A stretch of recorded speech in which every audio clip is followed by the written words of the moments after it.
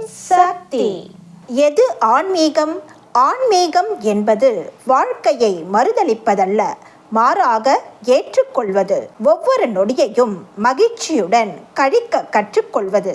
நம்மையும் நம்மை சுற்றியுள்ளவர்களையும் அன்புமயமான உலகில் ஆழ்த்துவதற்கான சின்ன பயணத்தில்தான் ஆன்மீகம் தொடங்குகிறது. எவ்வளவு சின்ன வயதில் ஆன்மீகம் தொடங்குகிறதோ அவ்வளவு நல்லது. இதயத்தை மென்மையாகவும் மூளையை திடமாகவும் மாற்றுகிற மந்திரம் அது. தன்னை உணர ஆரம்பிக்கும் முதல் படி ஆன்மீகம். வெளியே தேடுவதுடன் உள்ளேயும் தேடுவதற்கு முற்படுகிற முனைப்பில் அது உதயமாகிறது. உண்மையான ஆன்மீகம் இறைமையை ஒவ்வொரு உயிரிலும் காண்பதாக அமைகிறது. வழிபாடுகள் செய்வதும் பிரார்த்தனைகள் புரிவதும் கோவிலுக்கு செல்வதும் சமய நெறிகள். ஆனால் அவை கூட பலன்களை தாண்டிய நிலையில் ஆண்டாளுக்கு நிகழ்ந்தது போல, மீராவிற்கு நேர்ந்தது போல அன்பினால் நிகழ வேண்டும். குறிப்பிட்ட மதத்தின் மீது வெறியாய் இருப்பதன் மூலம்தான் இறைமையை அடைய முடியும் என்கிற தவறான நம்பிக்கை விரிசல்களை பிளவுகளாக்கி பிரதானப்படுத்துகிறது. மத பேதமையை கடக்கும் போதுதான் ஆன்மீகம் வளர்கிறது. நம் வழிபாடு ஏன் தடம் புரள்கிறது?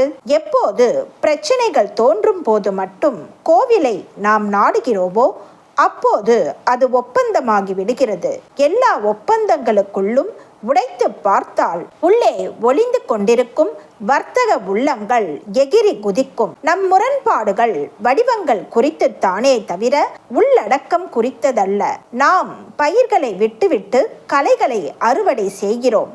புத்தகத்தை அட்டையில் அழகு பார்த்து மட்டும் வாங்குவதை போன்ற மனநிலையில்தான் நாம் இருக்கிறோம். கட்டுப்படுகிற கோவிலில் இருக்கும் கற்களின் தரத்தை காட்டிலும் உள்ளத்தில் ஊறுகின்ற எண்ணங்களின் எழுச்சிதான் முக்கியம் என்பதை உணர்த்தத்தானே மன்னன் கட்டிய கோயிலை விட்டுவிட்டு சாதாரண குடிமகன் உள்ளத்தில் கட்டிய கோவிலில் எழுந்தருளினார் ஈஸ்வரன் என்பதை பூசலார் வாயிலாக பெரிய புராணம் உணர்த்தியது. நம்முடைய பிரச்சனை, நாம் உள்ளத்தில் கோயில் கட்டுவது கடினம் என்பதால் வெளியில் கட்டி திருப்திப்படுகிறோம்.